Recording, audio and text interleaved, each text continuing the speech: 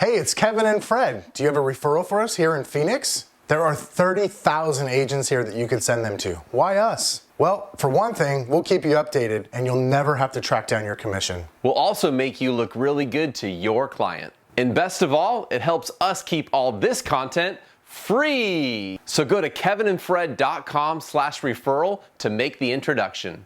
We'll take great care of them. All right, Next Level podcast listeners, we're back. And today I'm joined by John Berkowitz, founder of OJO Labs. John, how are you doing today?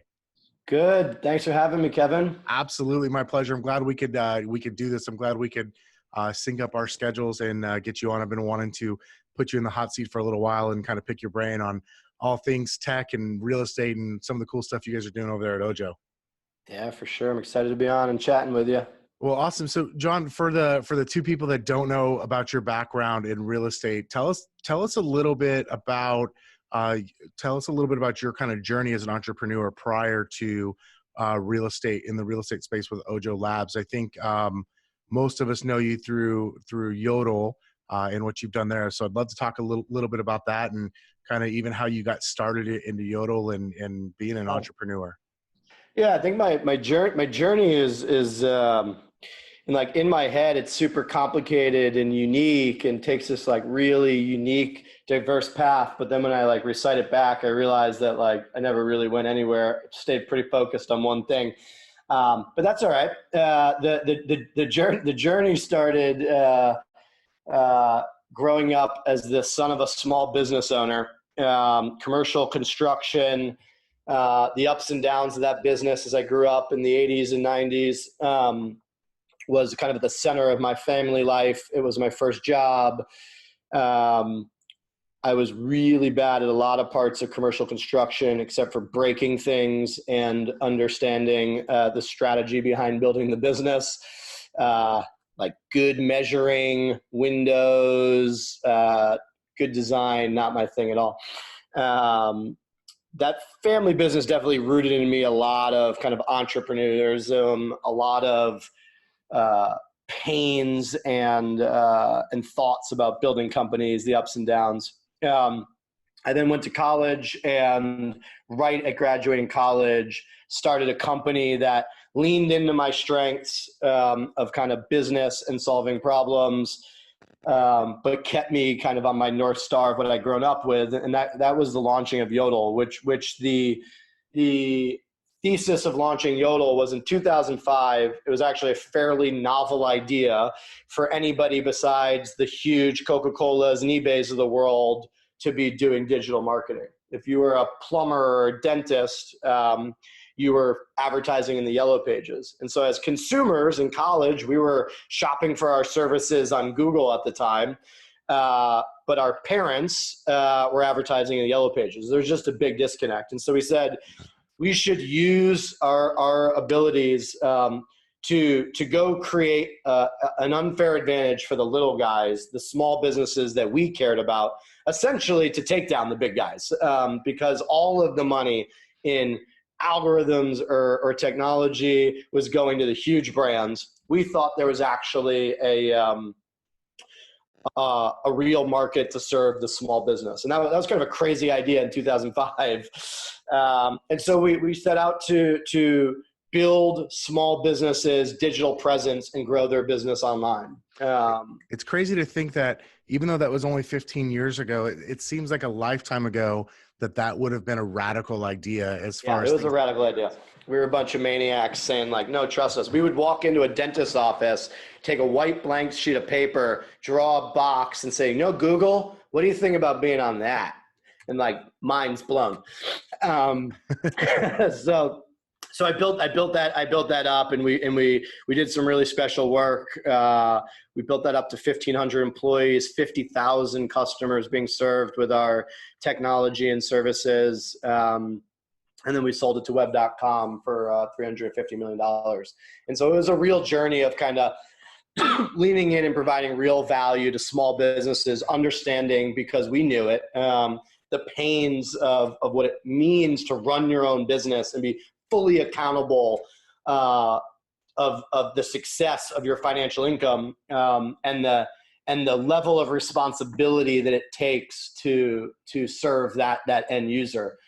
I heard you talk one time about, you obviously you had to raise money to grow Yodle. The first time you did that, what was that like? Was that natural? Did somebody have to say, "Hey, John, like you need to go get some investment here. You need to bring in some outside capital," or was that natural to you? And where do you even how, as a first timer, where did you even start with that? Yeah. It's super interesting. It's like in 2005, it wasn't there was no, if LinkedIn was around there, nobody would have on their title entrepreneur, right? That's not actually a thing in 2005. Like cool then? No, it was not cool. And it was definitely not a job. Most people were going to like Lehman and getting paid big dollars. And we were like the idiots not making any money. And honestly, the nice thing about being 21 years old is you don't really know anything. And so you're kind of like, okay, got to build a business. Okay, we're going to need some money. That's a thing. We should go get that. We're going to need to go get some engineers. We should go get that. And so it all was kind of equal. And then you just kind of haphazardly go into it. You start calling people that the internet and business professors tell you have the money. And you just start pitching. Hey, I'm building a product to help small businesses raise money. Turns out that we were so focused on actually solving a real problem, and we were not surrounded by every other kid coming out of college saying they were going to solve a problem, that we were just young, smart people with an idea and a passion that real institutional investors were like, oh, that sounds good. Big market. Guys are executing, have real traction, and fundraising was unnatural, but not as hard, I would say, as it is today, because there just wasn't that much noise. We also raised money from VCs once we had really kind of had a product and began getting real traction. So there was a proven business to stare at. A little different than today. It seems like, obviously this is not the space that I play in, so I'm probably talking out of turn, but it appears in some cases like entrepreneurs are going, like they want to raise money off of an idea as opposed to like a proven model, something that's already working that needs that infusion. Yeah, that's right. Obviously, the more it becomes a playbook, the more you stretch that playbook. And so it used to be like just invest in the proven model. Now it's like, hey, I'm going to go build a proven model and I'm a proven person, and you can definitely get money for that. Awesome. So you mentioned exiting that business. How did you know it was time? I mean, to me, that's got to be a big decision. You build this baby up. It becomes I'm sure in a lot of ways, your identity because of how much time, sweat you put into that. How do you decide that now's the time, whether you're the one that sought the offer or the offer was unsolicited? How do you go through that process? It's a really challenging thing. And so let me answer the question, then also address like an important thing that you said around like, what is that feeling at exit? The decision, we were going to go public about a year before selling. And based on the timing of market and some other businesses that had gone public and not successfully done that, had really taken steps back, we made a decision to actually not. We had filed an S1. We were marching down a path. All of us at Yodle were ready for that event and had been really focused on it for a couple of years. There's a danger in that. There is a danger in everybody is marching towards exit versus everybody's marching to solve a hard problem. Because if you don't exit, you kind of lose your identity. And that is frankly what happened. We marched towards an S1 to go public. We decided not to. And then we ended up in this kind of tweener zone of people having to commit to another several years to go restart that. And so, kind of shortly after there, we determined that we would be open to sell, and then we came together with web.com. But it was more of, that wasn't the ideal outcome, I wouldn't say. Certainly wasn't the founding vision of the company. It worked out great for a lot of people. But it was more of an event of the situation around, we'd been at it for a decade. A lot of people were burnt out. A lot of people were just kind of getting started. And so you had different people on different kind of journeys. And we had all made a real hard, exciting run in an IPO and then pivoted. And I think we lost a little steam there, to be frank, enough that like we knew it was the right time. It was the right time to sell the company. Interesting.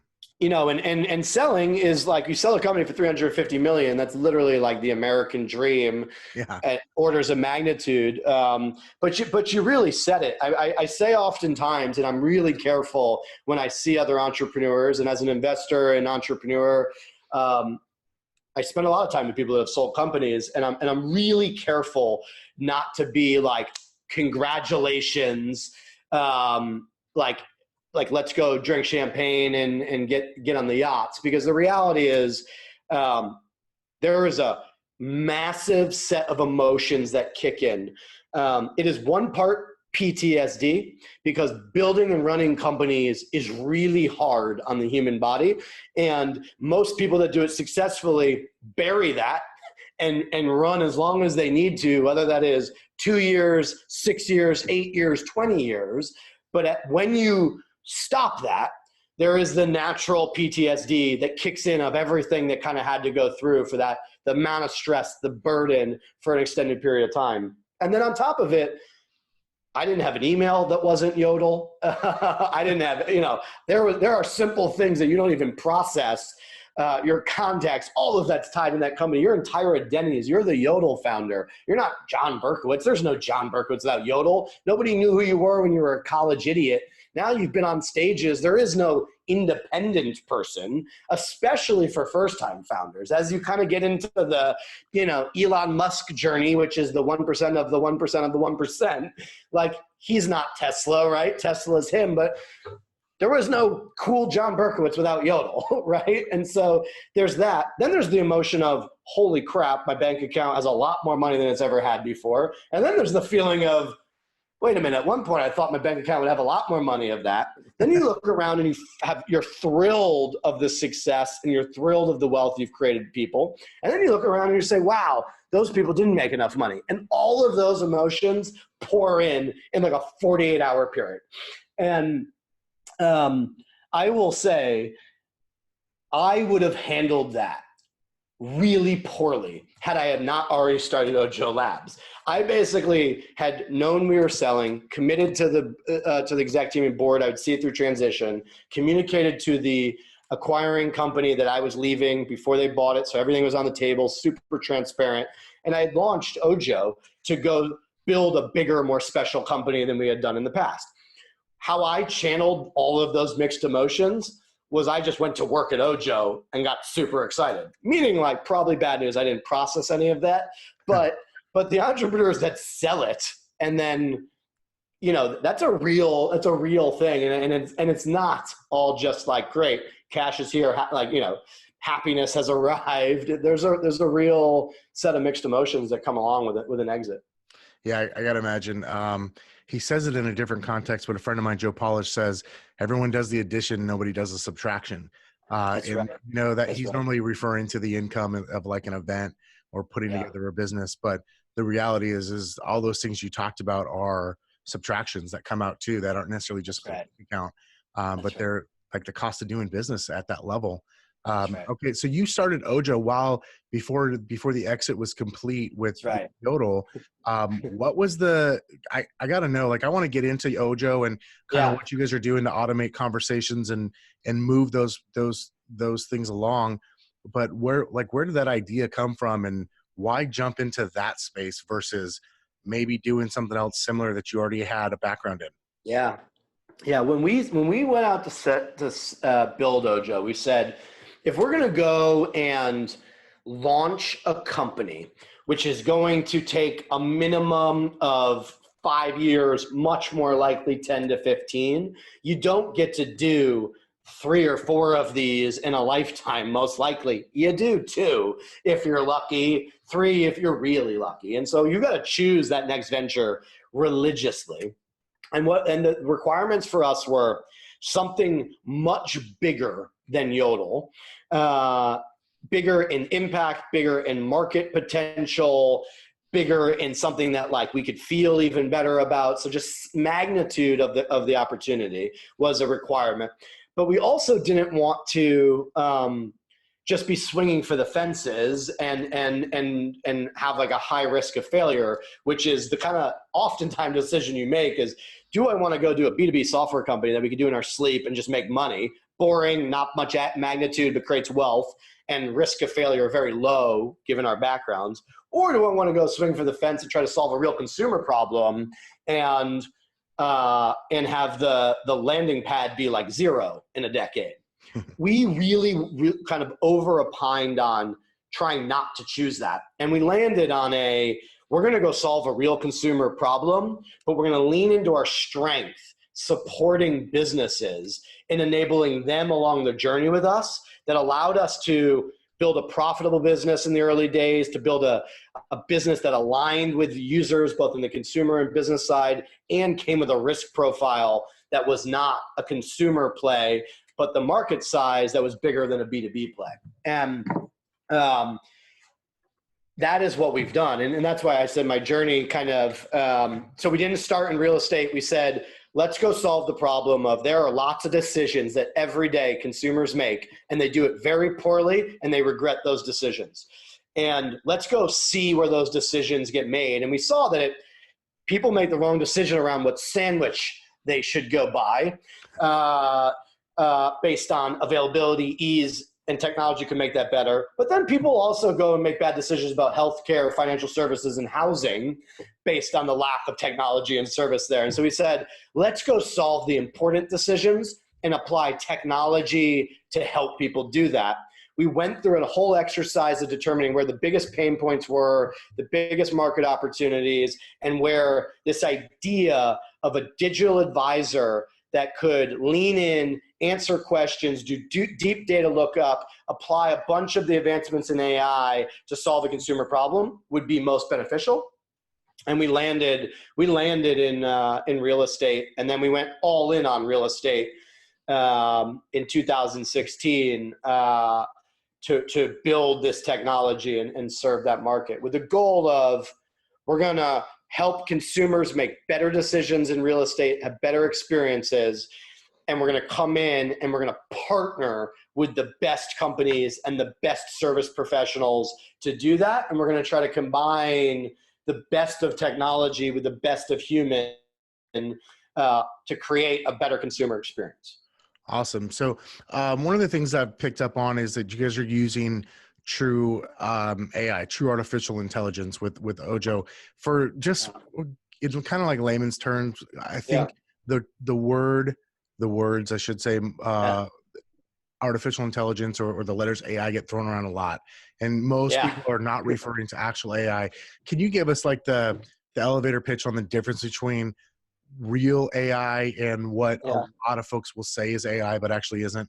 Yeah, I think it's pretty awesome because so we are actually doing real artificial intelligence. And because of that, I end up getting brought up on a stage under titles like AI, the future of real estate, AI, the future of mortgage. I'm, talking on Monday, AI, the future of lead gen. I think when people attend my session, they're hoping like, all right, we got Elon Musk type guy up here. He's going to like blow our minds. And then I just like throw a bunch of cold water on it and dial it down because like it is really valuable. It is not nearly as sexy or scary as anybody thinks. There's so much misinformation.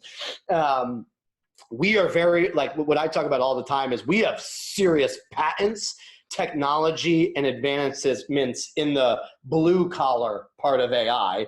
But let me kind of step back. So there's two major buckets of artificial intelligence. The field of artificial intelligence is like, Wikipedia definition, the science of building machines that perform tasks that are essentially otherwise assumed to be best done by the human brain.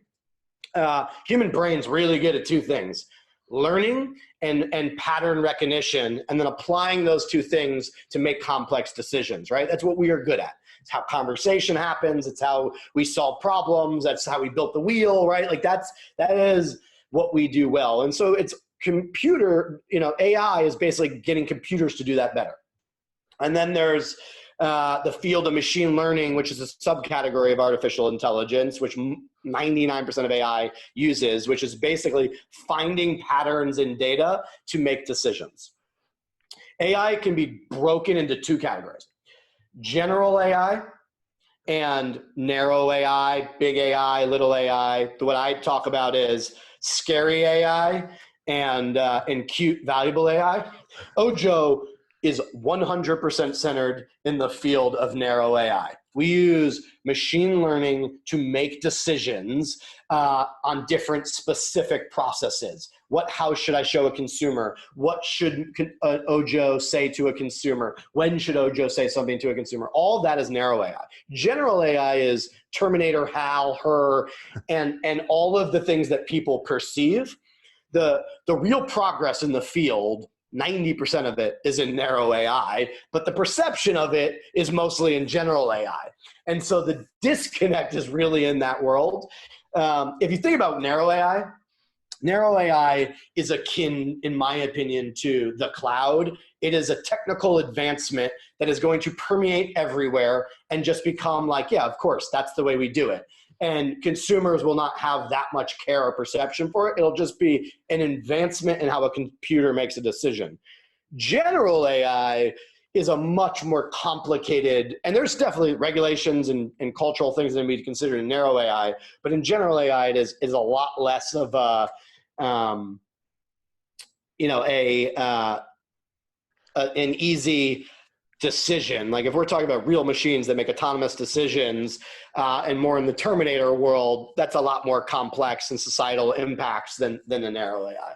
Okay, I get that. That makes sense. So, so very cool. I love that. So, where do you see OJO? So, obviously, what I think the easy part for us to understand as real estate professionals and mortgage professionals is, hey, OJO Labs is building technology to automate conversations, right, with the and personalized conversations with the consumer to help the consumers get further down that process before the human or the agent or the lender, whoever that is, steps in and sort of takes over. That's right. So I'm assuming that's sort of phase one. What do you think is possible? And obviously I'm not asking you to reveal any secrets here, but what's possible for the next step of OJO and what you guys think you can do for the industry and most importantly for the consumers? Yeah.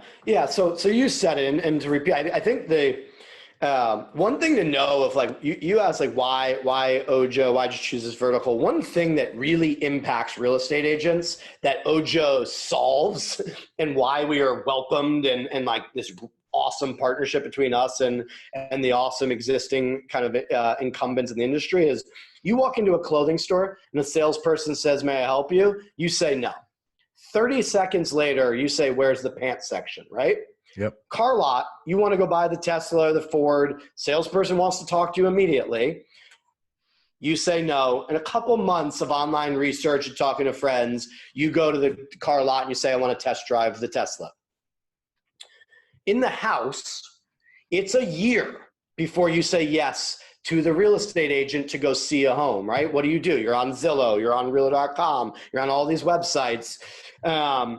And the reason is the same no matter what you're trying to buy. You either have empathy and you don't want to bother a salesperson, or before you consider yourself ready to buy, you don't want to be sold.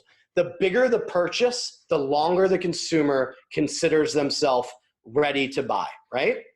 And so what happens in real estate is this huge disconnect between a consumer building all of this research and all of these preferences alone by themselves in the digital world, and then they start over with a real estate agent who basically has to spend the first 2 weeks reworking this person's brain and perception because they're so miseducated on what's going on, and they've built preferences over a long time.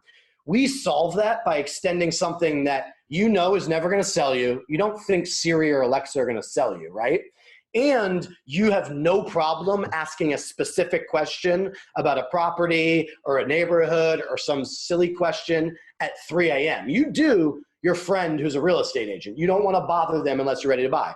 By extending technology into that middle area, we can bridge the gap between that misinformation that consumers get on their own and the real expertise and hand-holding that we have. And so That is the space that we lean into, extend the product before they're ready to talk to humans, and then connect in a really seamless way the right service professional, real estate agent, loan officer to serve that consumer. Let me break this down kind of in real estate agent terms, because you know, I knew that, and yet I hadn't thought about it like this before. One of the things that I've had a lot of success with in my real estate business over the last, especially over the last like 6-7 years, is for lack of a better word, I'm going to use the term internet leads, right? Leads that are generated online. They're basically registrations into a website. Now, if I ask, you know, say 100 real estate agents how they like XYZ's company's leads, most 95% or more of them will say they suck. And then there's like 3 or 4 of us who are like, awesome, I love them. And I think for me, I'll never forget, it was the end of 2012 where I realized that the way I could win with really all business, but really what I discovered as the internet leads is really where it helped me stand out, was by never stopping the follow-up and never stopping the opportunity to get in front of the consumer and ask if I could help them, and not taking it personally, and being willing to call or text or email, you know, 30 times over the course of a year or 2, and really work with these people. And what I just heard you say is that's effectively, in a much better way, what you guys are doing. The best lead source, right? Name your favorite portal, your favorite real estate website. The vast majority of those consumers are not ready to go see homes. They're asking a specific question. And it's really hard as an individual real estate agent, even a team, to serve the 95% of people that are not going to buy a home in the next 3 months effectively, while chasing down the person that is, right? What do you have to do? 100 leads come in from whatever favorite lead source you have.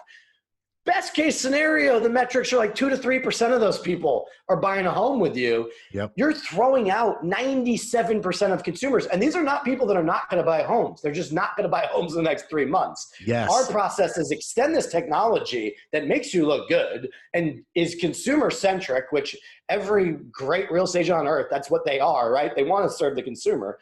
And we will do the heavy lifting of identifying that person that actually right now, they just sold their company, they're going to buy a house. Technology should not be in that person's way. We need to get them to a great realtor that's going to go close that home, right? But the vast majority don't fall in that bucket. And that is what we do, is engage that person and serve them in a way that a human cannot scale to do. Always watching and listening while adding value of when the right time is. Like, technology is a step out of the way. We need a real human to come help. So you're spot on. It's basically, I say all the time, I've built the most expensive refrigerator magnet the real estate industry has ever seen, right? Like, that's what we did with refrigerator magnets. We put them on the consumer's fridge so that sometime in the next 7 years, when they say it's time to move, they're going to see our face that's been there and the flowers on the desk and the market report. I just spent, you know, tens of millions of dollars building one that's going to engage and have a conversation with them continuously. But the goal is the same: be present, adding value, so that when it's time to transact, we can be there to serve them as service professionals. That's awesome, man. That is the most beautiful explanation I've ever heard of a real estate technology. So thank you for doing that. Okay, cool. So I know we're not quite on time, but we're coming up there, and I had a few other things I wanted to get to. You know, I heard you talk about a few different things in some other interviews and some other, just kind of some research I've been doing. And obviously we've got some mutual friends, so I've done my homework.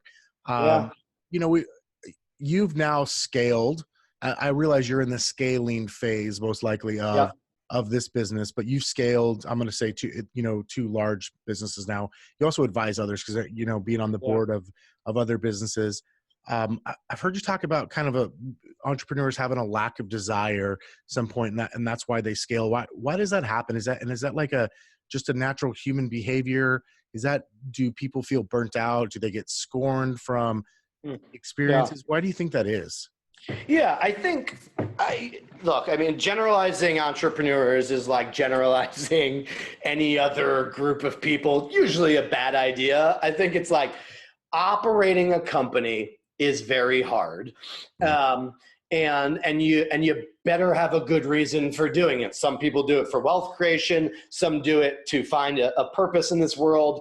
Others do it to do good in the world. Others do it because they love it. No matter what reason you do it, it is really hard. Like, there is no building companies of any real scale that is easy. The most successful companies out there are hard. The smallest companies out there are hard. That is actually one thing that I learned really early days. Building OJO, which is a multi-city international company, 350 employees, is just about as hard as it was building a small New Haven, Connecticut real estate construction company. I just generally want to be playing at a bigger scale if I'm going to be doing really hard stuff. But I think what you end up seeing is that people stare at their business and look around them and say, this is really hard. And then they weigh the risk of staying in it alone with joining another team or getting out entirely. And I think I certainly don't say in a judgmental way, but I think a lot of people say, I'm gonna join another team, or I'm gonna get off this train.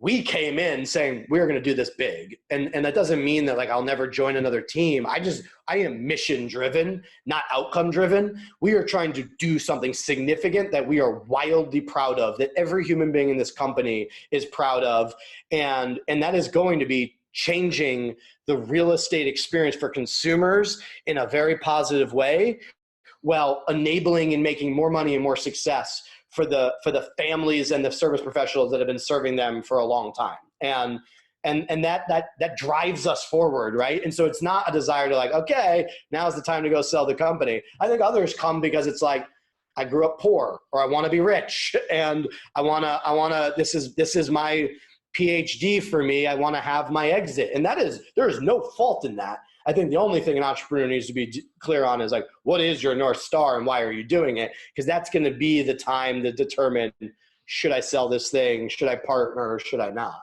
Yeah, you guys, that is so, I just want to relate that back for our listeners who are real estate agents who maybe have started a team or thought about starting a team or just growing their team beyond what it currently is. And the first thing my business partner, Fred, and I always talk about is, first of all, why?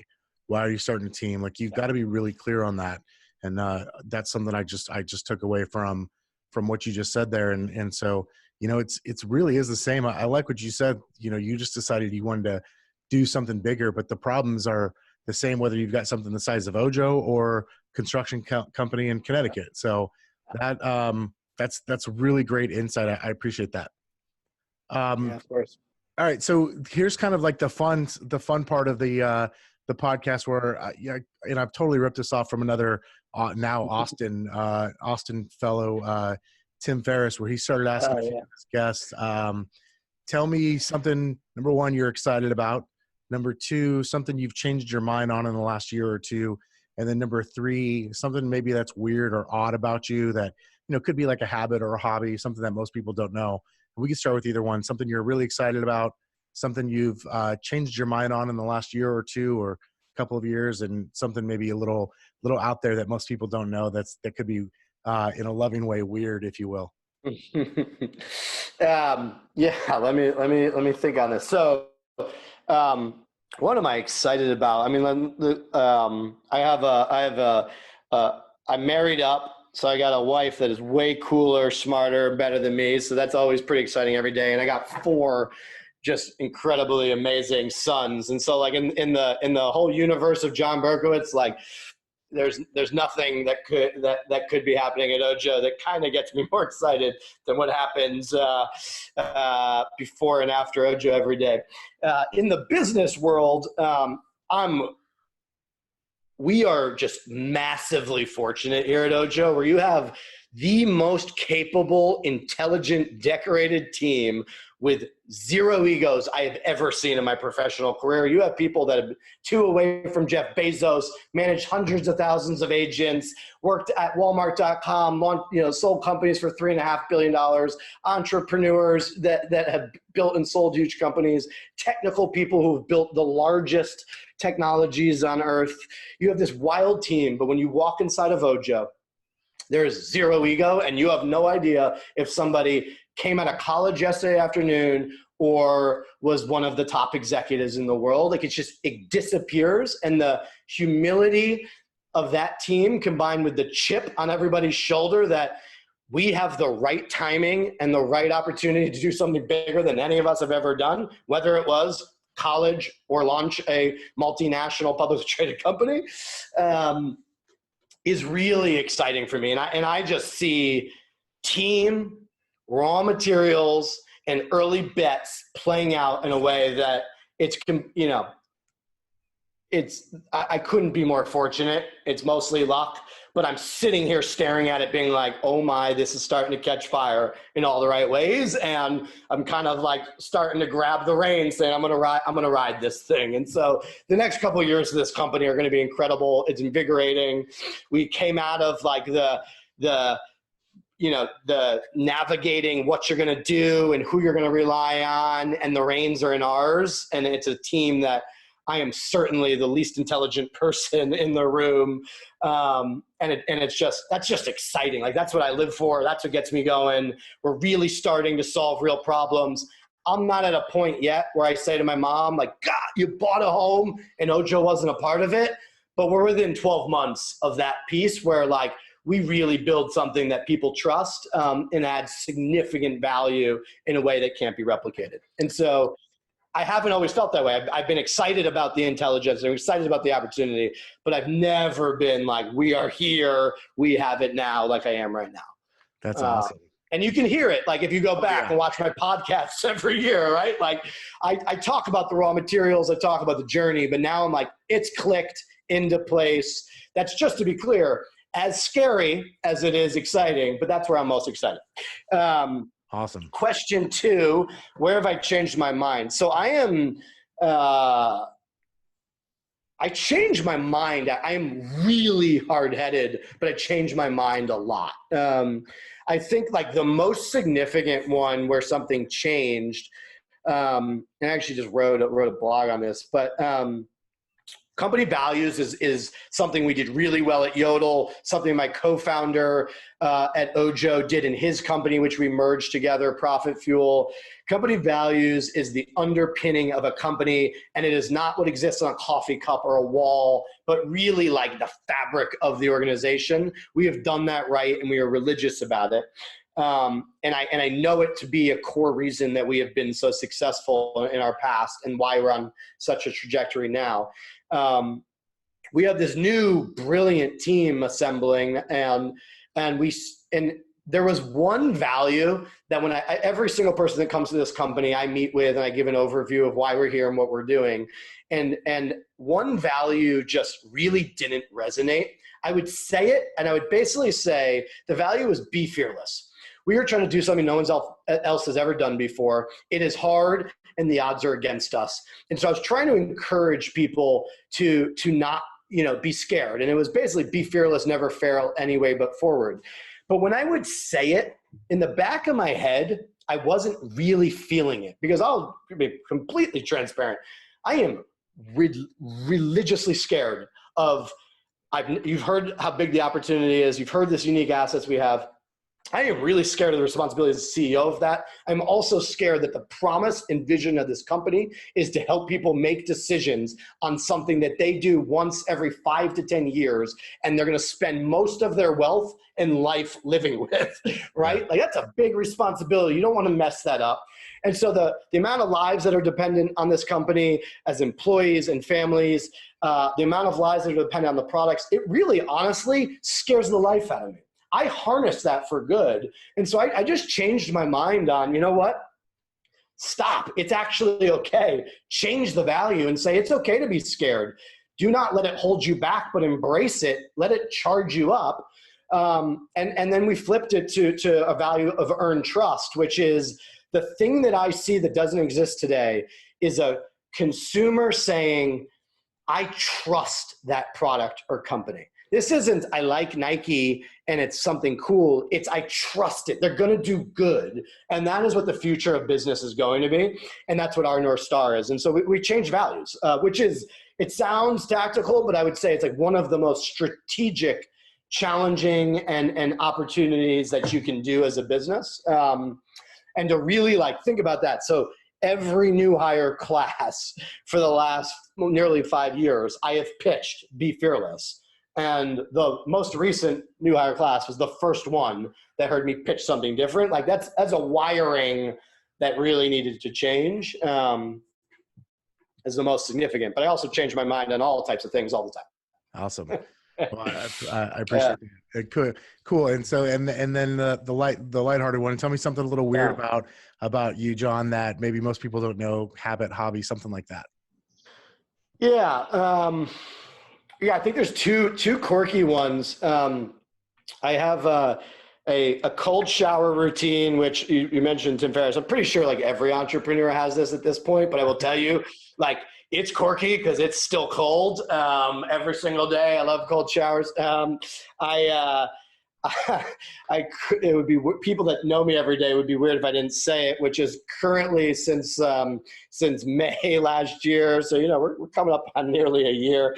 I've been off sugar, and like the main staple of my diet, morning, afternoon, and night, is almonds. I like to say that unless someone identifies a religious group that mainly consumes almonds for religious reasons, that I've eaten more almonds in the last year than 99.9% of human beings on earth. I eat like a jar of almond butter, pounds and pounds of almonds, almond bread, almond flour, almond milk. I'm like single-handedly increasing the market for almonds. Long-term thing that has been quirky about me is, as much as I love old school hip hop, when I'm alone in the car blasting love songs, Delilah, she really gets me going. And I can't like tell you what love songs I like because I need it to be serendipitous. I need it to like come on the radio. Yeah. I can't select it. Can't be Spotify. It's got to be magic. And so like, I do worry about like machine learning impacting radio deep into the future for me, because I do need once in a blue a little love kind of motivational music for me to serendipitously pop up on the radio. That's awesome. Yeah, that one is one I don't think I've ever publicly shared, except for in high school, my friends would always make fun of me because, like you turn on my car and like Delilah's blasting, and like, right before that it was Biggie Smalls. Like we should let him keep going, but my friends would always rip into me for it. That's awesome. Well, I'm glad to hear that. That's a really good one, man. That might be the best answer I've heard so far for that question. So, well, hey man, I appreciate you taking the time out today, John.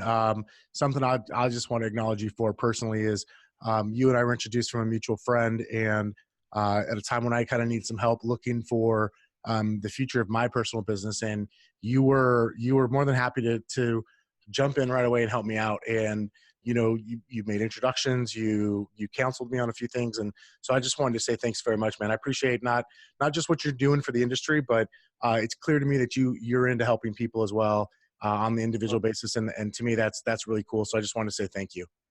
And look, you're a rock star. You do the same thing. And I think that we have a responsibility, you, me, and every other person trying to create value in the industry, to seek out the other good human beings whose Northstar is creating value and enable them, right? Like that's, pay it forward. It's what we got to keep doing. It's what you do all the time. You spend most of your time trying to help other people. That's how I am. Find those other people, because you get exponential value. If we there's definitely a rising tide here. There's a lot of wrong things about this industry, but the right thing is there is a ton of really good human beings that want to create value. And if we help each other, we're going to change the world in a pretty positive way. Totally agree, man. So John, let me ask you this question. We've got a couple mutual friends, actually. One of them that works there, you got the former CEO of Keller Williams, Chris Heller, who's your chief real estate officer.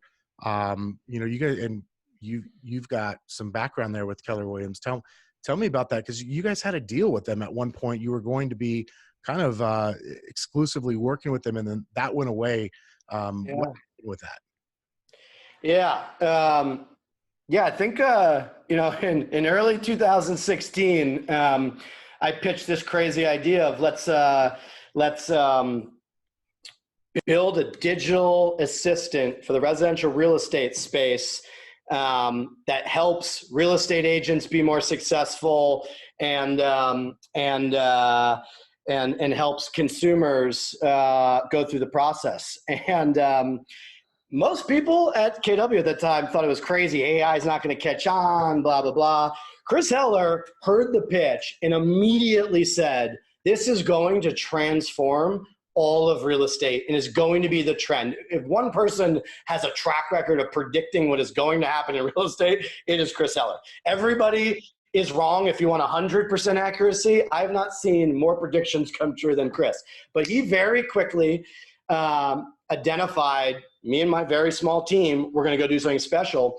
And so he brought us into KW, and we then went to Family Reunion 2016 and presented the early makings of OJO, which KW agents went wild for. That was the idea of Kelly, which was named, at the very last minute. It had a different name. That idea came out of OJO. Like we had all of it, the early mock-ups, the ideas.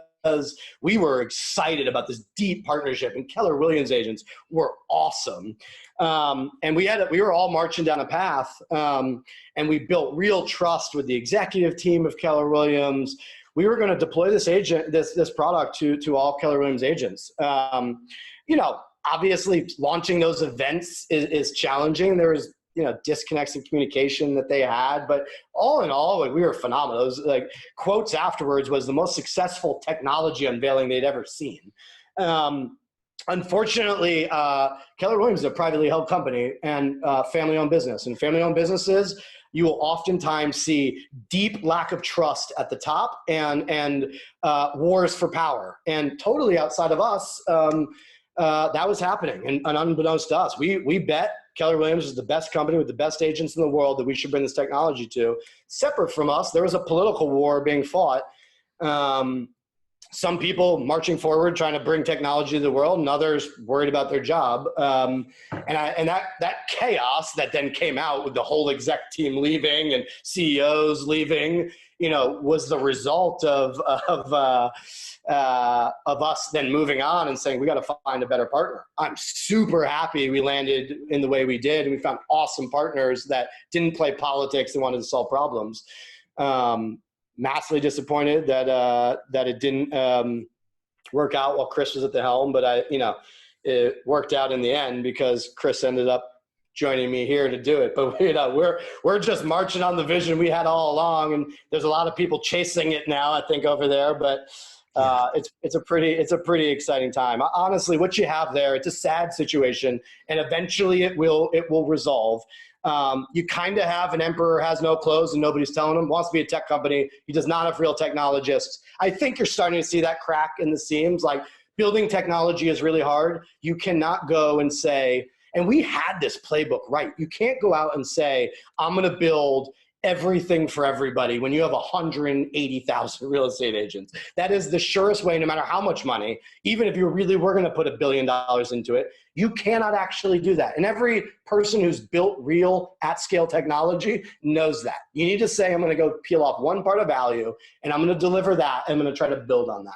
And we actually had good expectations to roll out this technology in the early days, but I think in the camp of selling agents to stay with you versus the intense competition, which is nobody's fault, but you got to make promises.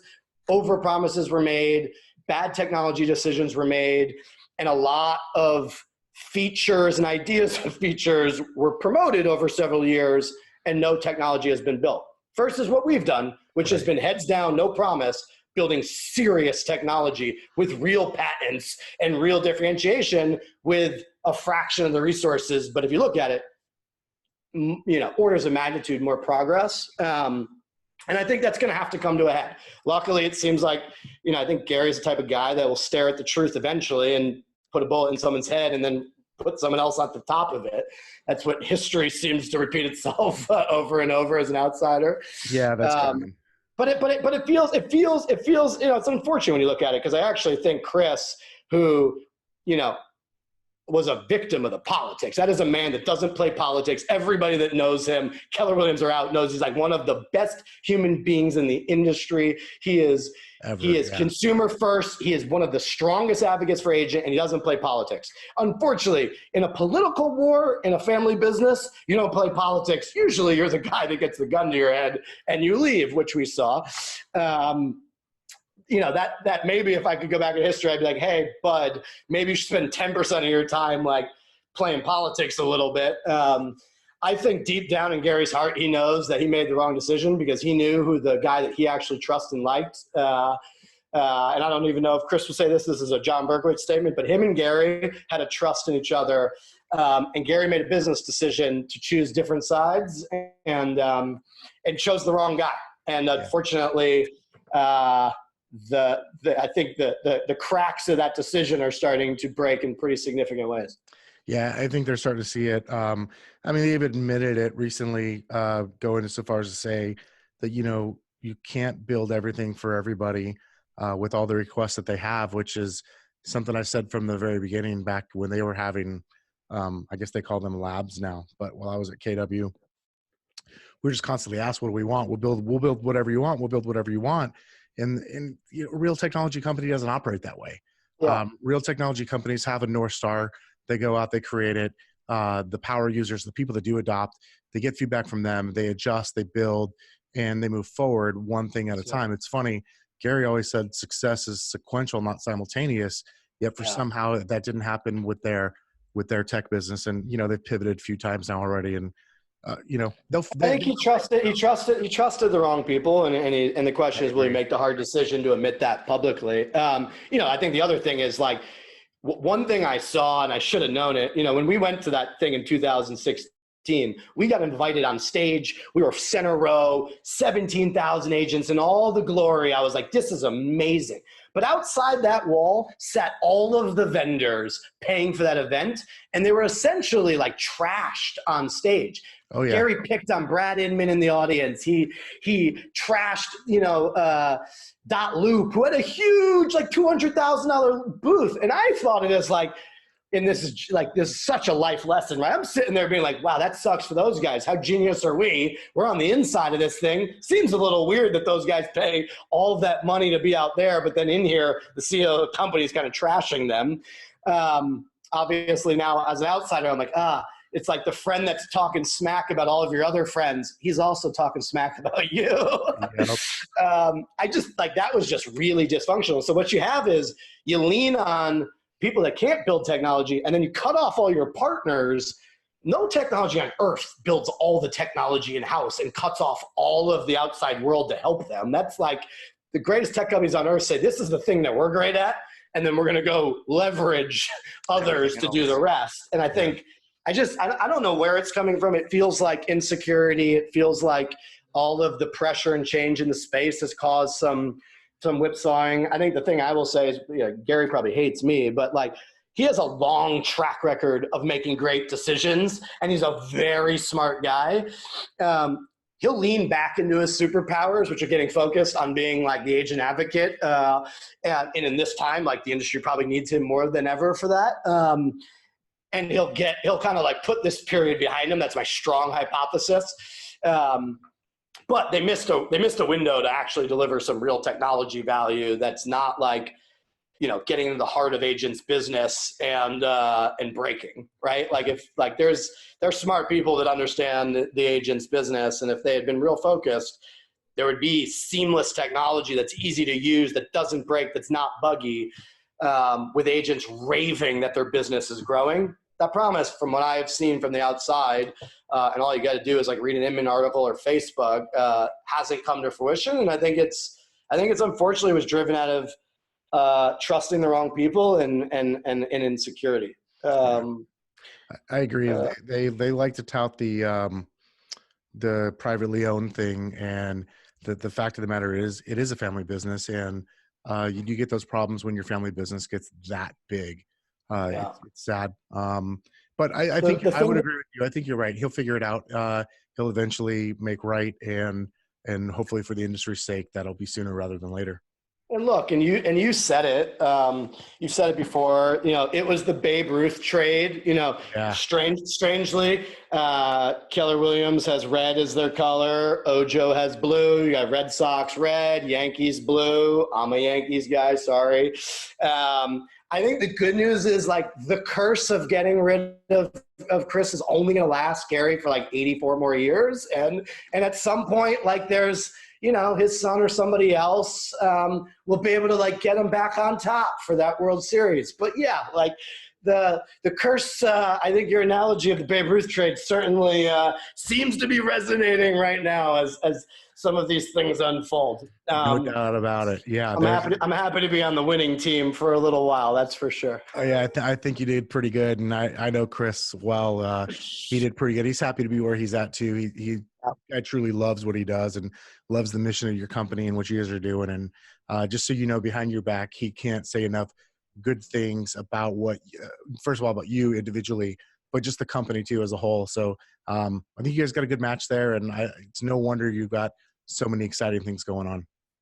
Thank you, Kevin. Yeah, we're fortunate. I love working with smart people with good hearts that want to do good in the world. And when you put a bunch of people like that, without insecurity, without ego, without agenda, and you let truth and trust be the center of that, you can build some real special things. So we're having a blast doing it.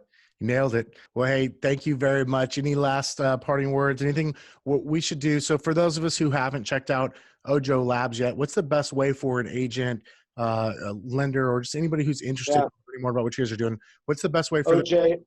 OJO.com. OJO.com, best way. We have not been in the tell the world what we're doing phase, but we're moving into it quickly. So you should be able to get into the product, learn, contact us. I'm always available at john@ojo.com. We make ourselves pretty accessible, and I think you're going to be seeing a lot more of us.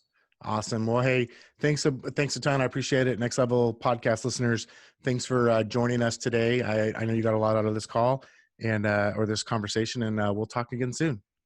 Awesome. Thanks so much, Kevin. Really appreciate you and everything you're doing. Thank you, John. I appreciate it, man. Have a great day. Okay. Thank you.